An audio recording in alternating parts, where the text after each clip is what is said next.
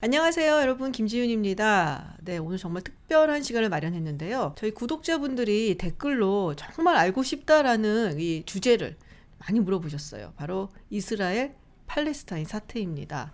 사실은 뉴스에 나오는 내용만 가지고 정확히 어떤 일들이 벌어지고 있는지, 그리고 그 배경은 무엇인지 정확히 얘기해 주지 않기 때문에 오늘 특별한 자리를 마련해 봤습니다. 제가 혼자서 이야기를 할까도 생각을 해 봤는데요. 그러면은 또 약간은 수박 겉핥기식이 아닐까 싶어서 정말 전문가를 모셨습니다. 네, 지금 제 옆에 앉아 계시는데요. 성일광 서강대학교 유로 메나 연구소 연구 교수이십니다. 이 성일광 교수님은요, 예루살렘에서 몇 년 지내셨죠? 제가 부끄럽지만 10년 이상 거기 있었습니다. 아, 10년 이상. 거기서 또 박사학위도 하셨잖아요. 네, 석사도 공부를 못해서 석사도 하고 박사도 했습니다. 네, 그래서 정말 이스라엘에 대해서 뭐 이야기를 듣고 싶다면은 꼭 제가 이제 이분의 페이스북을 가서 뒤지고 그래서 오늘 굉장히 어렵게 좀 모셨습니다. 그래서 지금 듣고 있는 뉴스 외에 사실은 이스라엘과 팔레스타인 간에 정말로 어떤 문제들이 있는지, 그리고 과연 해결 방법은 있는지, 뭐 이런 부분에 대해서 정말 심도 있게 이야기를 해보도록 하겠습니다. 자, 교수님, 그러면은 오늘이 저희가 촬영을 하는 날이 이제 5월 19일 석가탄신일이에요. 이게 이제 방송이 좀 나가기에는 시간이 조금 있기는 합니다만은 지금 현재 상황은 어떤지 조금 요약해서 말씀해 주세요. 지금 9일째, 10일째입니다. 이스라엘 쪽에서는 10일째 지금 하마스와 이스라엘 간에 무력 충돌이 있고요. 며칠 전부터 이제 휴전을 해야 되지 않느냐. 어쨌든 현 상황에서 이런 협상 소식이 계속 들린다는 것은 결국 앞으로 방향은 시간이 조금 더 걸릴 수도 있겠지만 어쨌든 휴전으로 가지 않을까. 요번에 이 사태가 이제 불거지게 된 거에 대해서 보통 한 4가지 정도로 이야기를 하는 것 같아요. 지금 알락사 사원에서 라마단 기간 중에 그렇죠. 이제 뭐 팔레스타인 사람들이 거기서 뭐 예배를 보고 하는데 이스라엘 경찰들하고 충돌이 있었던 거. 그리고 법원의 판결. 네, 이제 정석촌을 자꾸 이제 건설을 하고 세우는 중이잖아요. 이스라엘 측에서. 그래서 팔레스타인 사람들 이제 퇴거 명령 이거를 이제 법원에서 인정을 했다라는 거. 그리고 그 외에 또 이제 뭐 팔레스타인 내부의 어떤 문제, 뭐 선거를 해야 되는데 지금 연기를 한 상태죠. 그렇죠, 아바스 그렇죠. 수상이.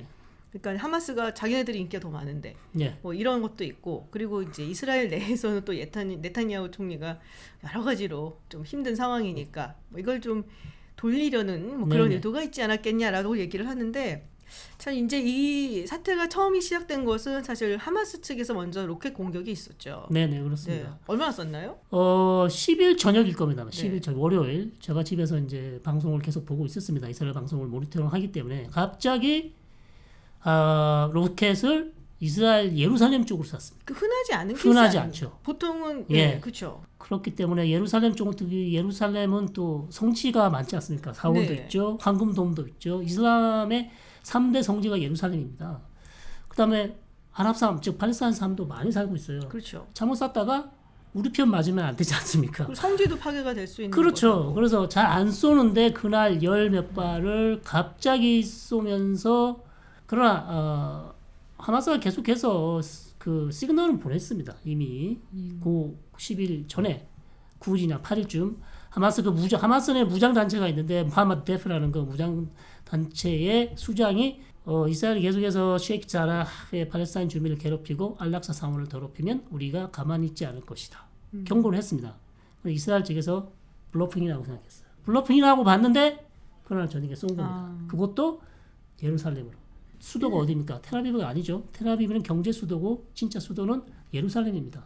수도 상공에 17발의 로켓이 따라왔기 때문에 이스라엘로서는 이미 넘지 말아야 될 선을 넘었다. 레드 라인을 넘었다는 것이죠. 그러니까 저도 예루살렘을 향해서 이제 로켓을 발사한다는 건 굉장히 예외적이라고 생각이 들었거든요. 말씀하셨던 그런 이유들, 뭐 성지이기도 하고 또 팔레스타인들이 이제 굉장히 많이 살고 있는 지역이기도 한데, 여기서 좀 정리를 해봐야 될 게, 왜냐면은 우리가 뭐 팔레스타인하고 이스라엘하고 분쟁이 있다, 뭐 전투가 열렸다, 뭐 이렇게 얘기할 때 나오는 지역이 이제 주로 가자. 그리고 뭐 상원 지역 웨스트뱅크 얘기도 좀 가끔씩 나오는데 주로 가자 얘기가 나오거든요. 지금 이스라엘에서 웨스트뱅크, 그러니까 서한 지구하고 이 가자 지역에 팔레스타인 사람들이 살고 있는 거잖아요. 좀 다른데 좀 설명을 좀 해주세요. 어렵습니다, 그죠? 네, 서한 지구. 여러분 서한 지구 하면 잘 모르실 거예요. 그래서 영어로 말씀을 드리겠습니다. 웨스트뱅크, 뉴스에서 계속 나오는 게 웨스트뱅크. 그게 이제 요단강 서한 지구. 예. 그다음에 가자 지구는 훨씬 더 남쪽에 있는 즉 그 라파 국경을 통해서 이집트로 넘어갈 수 있는 지역이 가자 지구고요. 그리고 이제 서한지구 근처 이제 예. 예루살렘이 그쪽인 그쵸. 거고 가자에서 위로 쭉 올라가야지 텔아비브가 있는 거죠. 그렇죠. 요르단강 서한 지구에 있는 사람들은 보통 우리가 하마스가 통치하는 지역이 아니고, 자, 여러분이 잘 알고 있는 마흐무드 아바스라는 자치정부 수반이 지금 다스리는 지역이죠. 그럼 어떻게 잘 알아요? 뭐라고요? 누구라고요? 처음부터 아빠스만 알아요. 네, 마흐무드 아바스라는 사람이 통치하는 지역이, 아라파트가 죽고 나서 아라파트의 직책을 물려받은 PA 의장직을 물려받은 사람이 마흐무드 아바스라는 사람인데, 이 사람이 통치하는 지역이 요르단강 서한 지구. 그다음에 지중해 쪽에 남쪽에 한참 있는 가자 지구는 하마스가 통치하는 지역입니다. 근데 어쩌다가 그러면 가자지구가 하마스 손에 들어갔다라고 얘기를 해야 되나요? 팔레스타인 총선이 있었습니다. 그때 하마스가 대파게 이겼던. 그렇죠. 솔직히 아무도 예상을 하지 못했습니다. 하마스가 이렇게 대승을 하게 됐지. 그러면서 하마스가 승리를 하게 되고, 아파트 수반으로 있는 PA 자치정부의 가자지구 지부에 있는 파타 대원들을 다 쫓아냈습니다. 사실은 가자지구와 웨스트뱅크, 즉 요단강 서한지구를 팔레스타인 자치정부가 통치를 했었는데 2005년, 2006년에 그렇게 넘어가 버리게 됐습니다. 그래서 지금은 이제 가자지구는 사실 팔레스타인은 그 하마스가 통치를 하고 있고, 서한지구는 여전히 아직 아바스 수반이 통치를 하고 있습니다. 그렇군요. 성격이 되게 많이 다른가요? 조금 다르죠. 왜냐하면 PA하고 하마스가 다른 것처럼 지역적으로도 가자를 부르는 여러 가지 명칭이 있습니다만 가장 유명한 게 창살 없는 감옥이다. 난민촌이 많은 지역입니다. 팔레스타인 레퓨지가 많은 지역이라서 상당히 쉽게 말해서 이제 요르단강 서한 지구에 있는 사람들은 가자 지구, 가자 촌놈들 뭐 이렇게 부르겠죠. 그런데 비해서 이제 웨스트뱅크는 뭐 나름대로 이스라엘하고 교류도 많이 하고 나름대로 우리는 가자보다는 좀 훨씬 더 잘 산다. 뭐 이런 어떤 자부심이 있는 거고. 그래서 양측이 좀 나눠져 있고. 그다음에 통치 스타일은 뭐 말씀드린 것처럼 PA는 쉽게 말해서 팔레스타인 세속적 민족주의자들이라고 한다면 하마스는 이슬람 팔레스타인 민족주의자들. 아하. 그렇게 이제 설명드릴 수 있겠습니다. 그렇군요. 근데 이 서한지구 그쪽도 사실은 이제 좀 존이라고 하잖아요. 네. 네, 그 구역들이 나눠져 있잖아요. 93년에 오슬로 협정에 맺었고 나서 오슬로 협정의 가장 중요한 것은 요르단강 서한 지구와 가자 지구를 팔레스타인에게 자치 정부를 만들어 주겠다. 네. 그것이 이제 가장 골자거든요. 오슬로에. 그러면서 요르단강 서한 지구를 이 세 지역으로 나눴습니다. A 지역. A 지역은 요르단강 서한의 한 18%. 네. 이 지역은 순전히 팔레스타인이 치안과 안정과 교육과 헬스, 뭐 의료 모든 걸 다 담당하는 책임지는 순수 쉽게 말해서 순수 팔레스타인 지역. 그게 A 지역이고요. 그다음에 B 지역은 역시 사람들은 팔레스타인 사람인데 여기에 시큐리티는 누가 한다? 이스라엘이 한다. 나머지 60% 정도는 C 지역인데 여기는 이스라엘이 치안을 담당하고 사는 놈들도 이스라엘 놈들만 사는 지역이 되겠어. 즉 정착촌에 사는 정착촌에 사는 사람들이 바로 이 60%에 살고 있는 지역이 되겠습니다. 근데 지금 정착촌 말씀을 하셔서 그런데 사실 이제 이게 굉장히 큰 문제 중에 하나잖아요. 그렇죠. 해법이 대단히 어려운 문제 중에 하나인데 왜 이 정착촌이 문제가 크냐면 이스라엘하고 팔레스타인하고 평화 협정을 하게 되면 기본적으로 이스라엘은 요르단강 서한 지구를 팔레스타인 자치정부에 100% 돌려주는 게 원칙입니다. 그런데 문제는 말씀드린 것처럼 지금 50만에서 많은 사람, 어떤 사람도 60만까지 보는데요. 이스라엘 사람들이? 정착민들이 요르단강 서안에 사는 사람들이 50만입니다. 문제는 영토를 돌려주면 이 사람들을 그럼 이스라엘로 데려와야 되는지 아니면 팔레스타인 통치하에 살게 놔둬야 되는지 이게 이제 문제라는 것인데 지금까지 협상을 계속 해왔는데 2000년도까지 협상을 했었습니다. 한 것 중에 이제 가장 유력한 대안은 해결책은 요르단강 서한 지구의 큰 정착촌 몇천 명, 몇만 명이 되는 한 4-5개의 정착촌은 거기 살도록 하고 정착촌이 130여 개가 넘습니다. 요르단강 서한에. 그러니까 나머지 4-5개는 놔두고 나머지는 모두 다 철수시키는 거. 이것이 이제 대안입니다.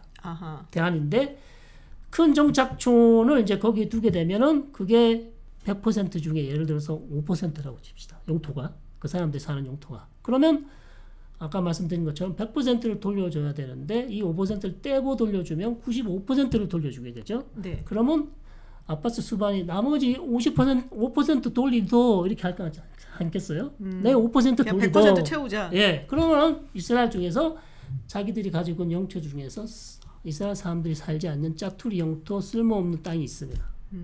그 크기만큼 5%를 컴펜세이션. 그러니까 이 땅 우리 주고 저 땅 니네 가자. 예, 예. 이거군요. 쓸모없는 땅을 우리가 네. 보상해 줄게.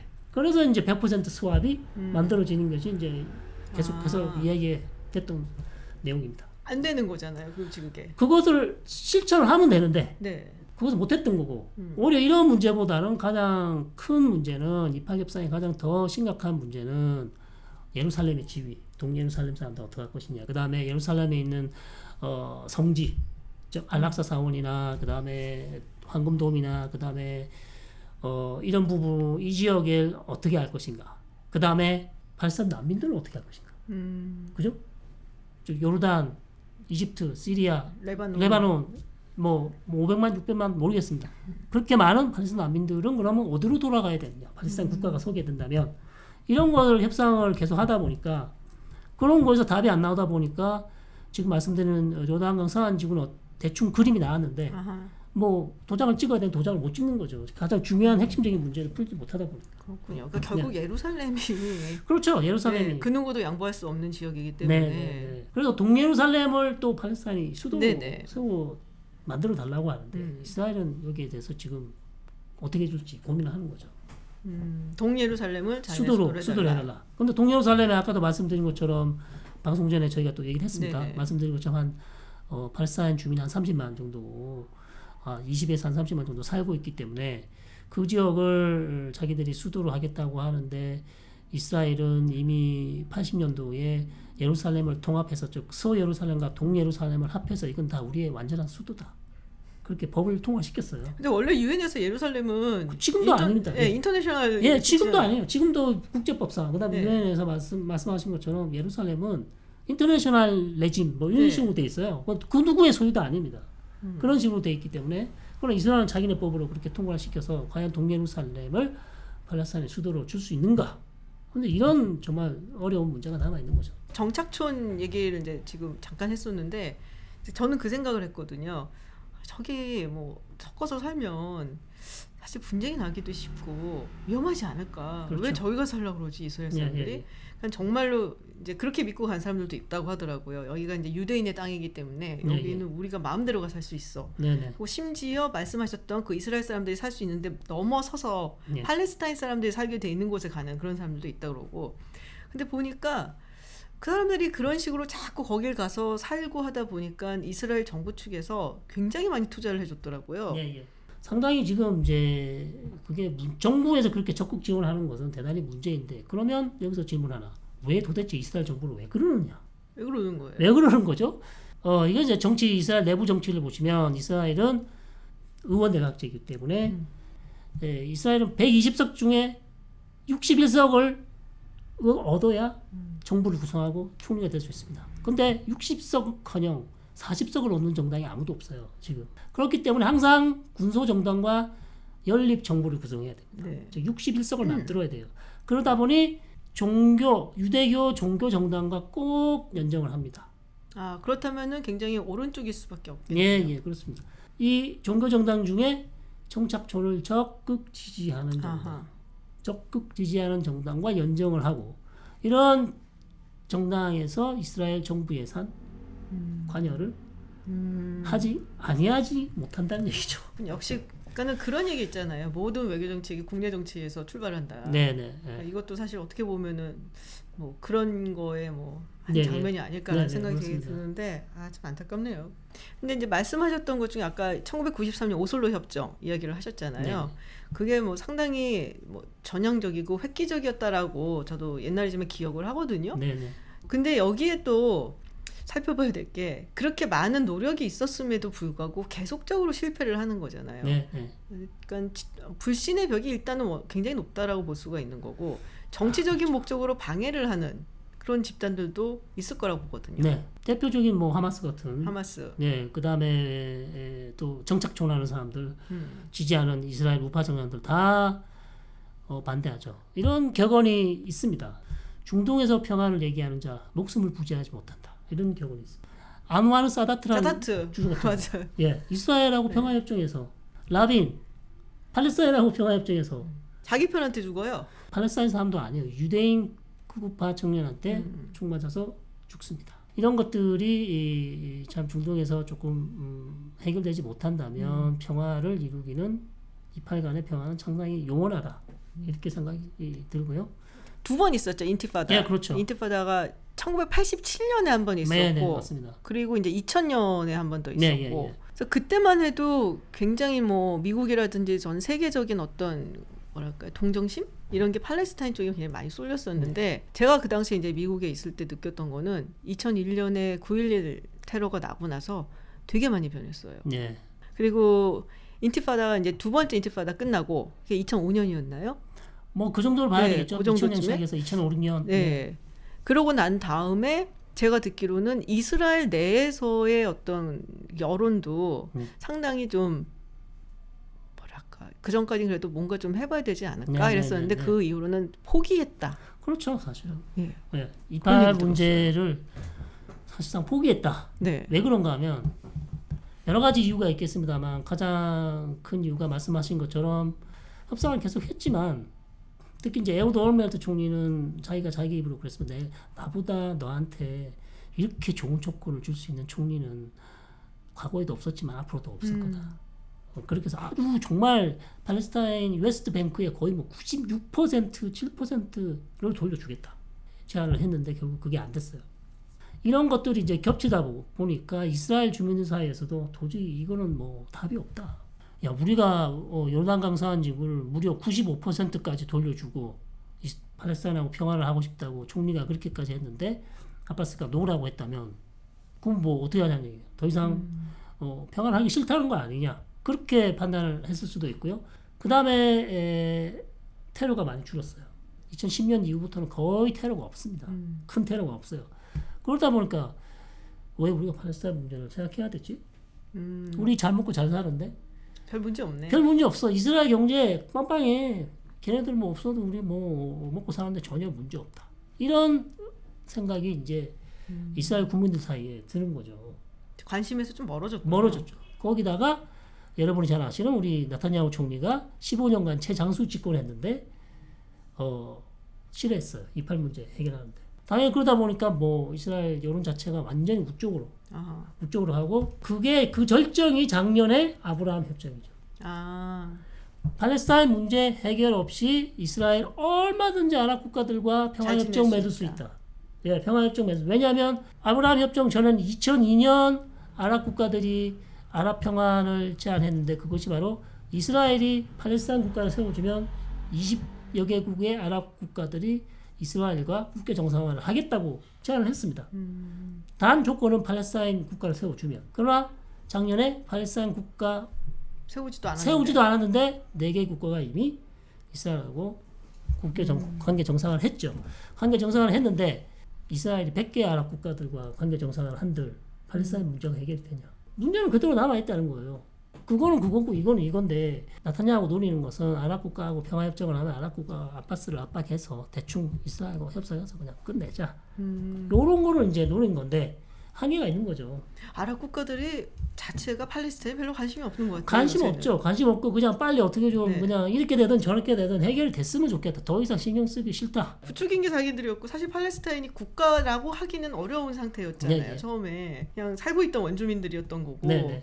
부추겨갖고 아랍 민족주의 어쩌고 하면서 부추겨놓고서는 지금하고 나몰라라 한다는 거예요. 국제 정치가 냉엄한 국제 정치. 뭐 그렇긴 하죠. 예, 냉엄한 네. 국제 정치를 생각하면 뭐 어쩔 수 없는 상황이고요. 결론은 다시 돌아가야 된다는 거죠. 저는 팔레스타인 문제 해결하지 않으면 여전히 이스라엘은 불안한 정세가 불안하고 지금 보시는 것처럼 하마스가 매년 뭐 2014년에 싸우고 지금 거의 7년 만입니까? 다음 전쟁은 이 정도 수준이 아니에요. 다음 전쟁은 제가 봤을 때 만약에 정말 정밀 타격을 한다면 사망자, 부상자 엄청나게 많이 늘어난다는 거죠. 지금 나부님 나왔으니까 하마스 얘기를 조금 해볼게요. 네. 사실 가자 지구를 지금 장악을 하고 있는 게 하마스라고 이제 말씀하셨는데 저는 옛날 사람이라 그런지 하마스 하면 일단 테러부터 생각이 나거든요. 네네.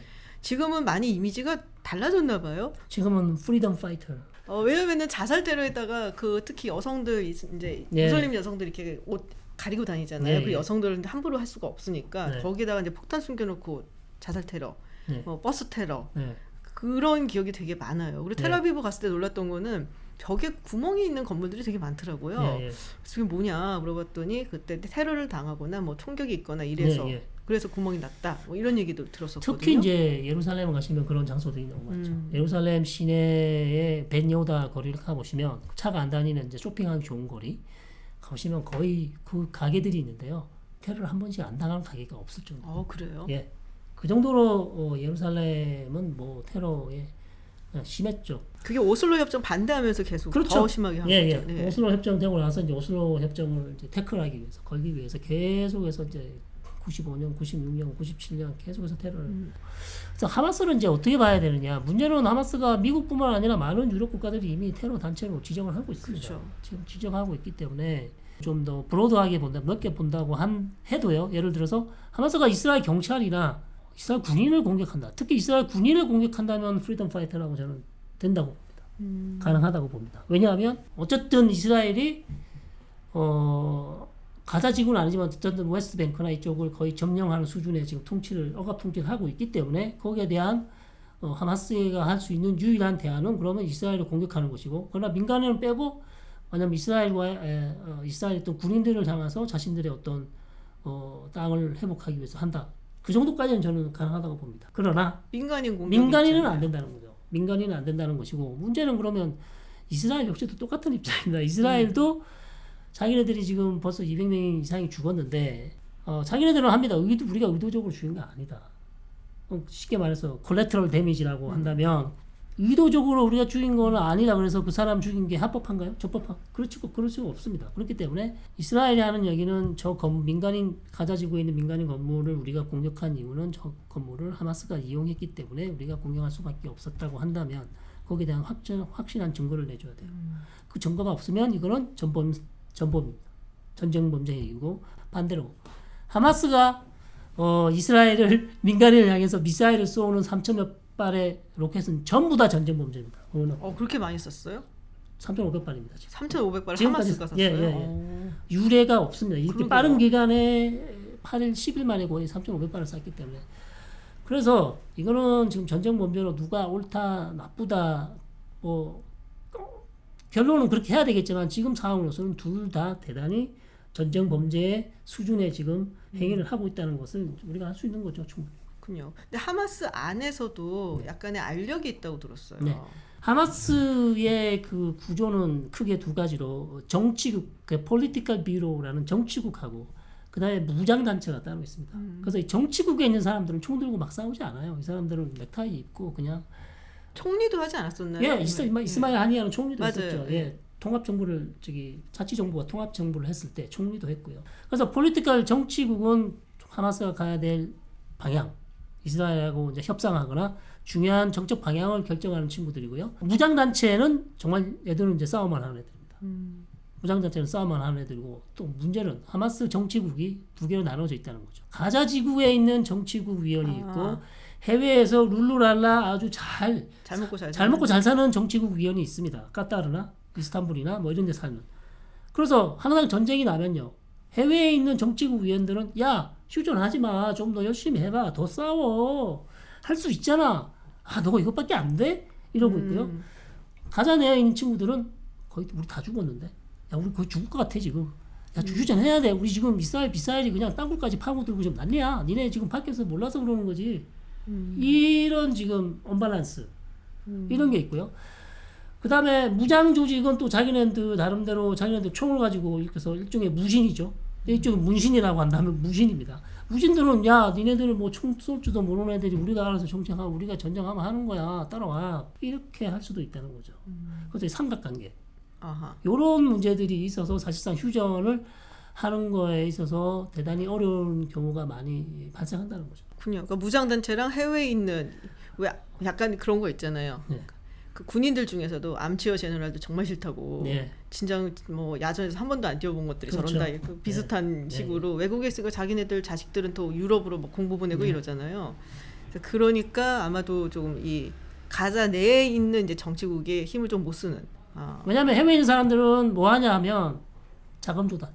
자금 조달. 네. 어디서 가지고 와요? 무기랑 자금이랑 어디서 갖고 오는 거예요? 하마스는? 자금은 해외에 있는 정치국 위원들이 미국에 있는 친구들은 미국에 있는 무슬림 사원에 가서 돈을 다 끌어옵니다. 그래요? 예.